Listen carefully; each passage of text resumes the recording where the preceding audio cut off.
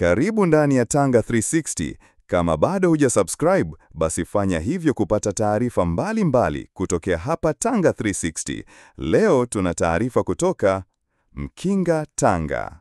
Mahakama ya wilaya ya Mkinga Juni 9, 2025 imemhukumu kifungo cha miaka 30 jela Bwana Waziri Idi Kasimu mwenye umri wa miaka 35, mkazi wa kijiji cha Mavovo, kata ya Bwiti, wilayani Mkinga, kwa kosa la kuzini na mtoto wake wa kumzaa mwenye umri wa miaka 9.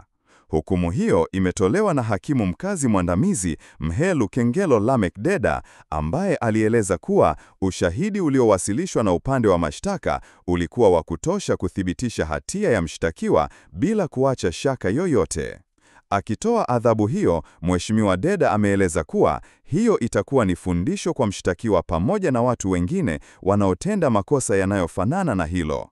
Ameongeza kuwa mshtakiwa alikuwa na wajibu wa kumlinda mtoto wake dhidi ya vitendo vya ukatili. Cha kushangaza, yeye amegeuka kuwa mkatili kwa mwanae, jambo ambalo halikubaliki katika jamii.